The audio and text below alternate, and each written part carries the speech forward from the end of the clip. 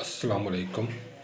आज की जो वीडियो है इसमें हम छोटी सी एक वीडियो बनाएंगे जिसमें हमने एक जापानी हीटर को रिपेयर किया था रिसेंटली ही पिछले दिनों ना।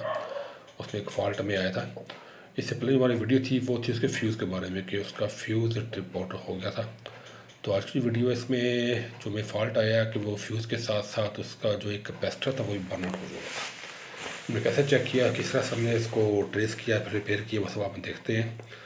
तो जैसे इसको हमने पावर में लगाया तो इसका जो ये एक कैपेसिटर होता है जब सामने ये बर्न हो रहा है, इसमें ये कट चुका था फ्यूज़ के साथ में। तो इसको हमने फिर खोलने के बाद हमने ट्रेस किया तो ये कैपेसिटर था जो इसका जल चुका था। फ्यूज़ को हमने टेम्परेचर पे बाहर लगा के इसको ऑन करने के चेक किया था।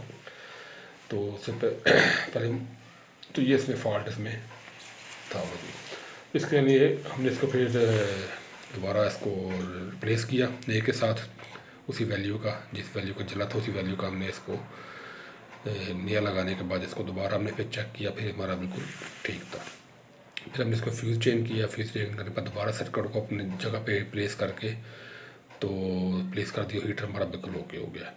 तो आज की वीडियो में ये बताने का मकसद था कि जब भी इसको चेक किया जाए तो ज़रूरी नहीं फ्यूज़ ही जले। बाद का फ्यूज़ हाई एम्परेचर का लगा होता है तो फ्यूज़ से करंट पास हो जाए तो आगे जाकर सर्किट को भी डैमेज कर देता है।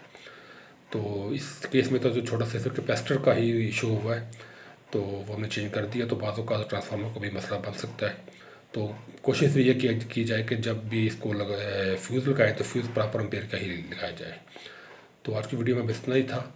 तो बाकी जिसको कोई इशू हो इसी के प्रैक्टिकल के बारे में या कोई पार्ट्स के बारे में, तुम्हारे नंबर हमारे पास मौजूद हैं, इनसे हमसे रब्ता कर सकते हैं। तो हमें याद रखिएगा। अल्लाह हाफिज़।